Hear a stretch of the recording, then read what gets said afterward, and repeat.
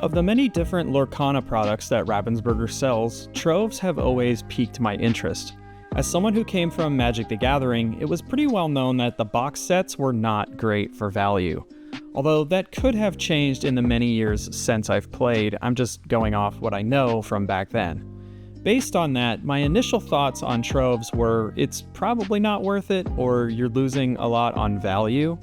And I mean, that can sort of be true when you take card prices into consideration, but despite that, I've still bought 4 of them. But after this last one, it got me wondering, are these actually worth it at a base level? So today, we're going to open up a Trove and do some math and find out if it's worth it or not to buy one, or if you're losing money and value on the transaction. The answer is a little bit of both.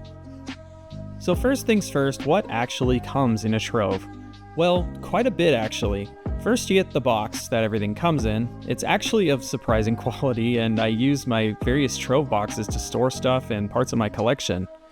You also get 8 booster packs, a pack of dice, card separators, and a lore counter.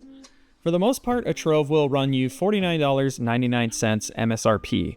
So the first question we have to ask is all of this stuff worth that money? And the answer is yes, with an asterisk. For the following calculations, we're going to assume you're buying it at MSRP in the United States, and we're just going to avoid getting sales tax involved since it can vary by state or city and will just make things way more confusing. Right off the bat, we know individual packs of Lorcana have an MSRP cost of $5.99. Since there's 8 of them in the pack, we can multiply $5.99 by 8 and we get $47.92. Which is actually surprisingly close to the $49.99 we paid for the entire package.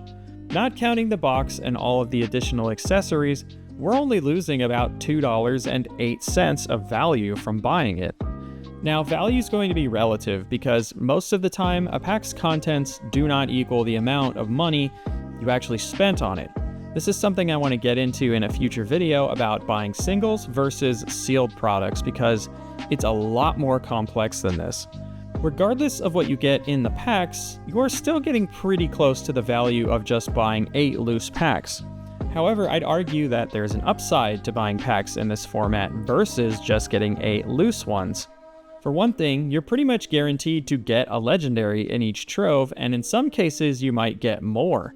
I should note that I've never heard Ravensburger explicitly say that this is the case, but I've had multiple people tell me this in the past, and after I was told, I made sure to always pay attention to what I got in the packs every time I got a Trove, and without fail, there was always at least 1 legendary in the box.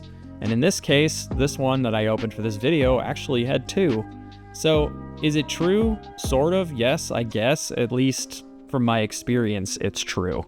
So a vast majority of the money we've spent goes to the packs, which means the additional $2.09 gets us the dice, the card organizers, the lore counter, and the box. So all in all, I'd actually say that yeah, for the most part, Troves actually are worth the money. However, it's going to depend on what you're trying to achieve. If you already have a lot of lore counters and dice and don't need the box, in some instances, the Trove actually becomes a less appealing way to get cards. But then again, it's going to heavily depend on what you want. Personally, I usually just buy a Trove every set or so. However, I've been slowing down since I'm starting to accrue too many of these boxes that I don't need. All in all, I'd say, yeah, Troves are actually kind of worth it. But I wouldn't go out and buy a ton of them for a singular set. You could get away with buying 1 every time a set comes out, and you'd get a good amount of storage for your collection and get some of the new cards in the process.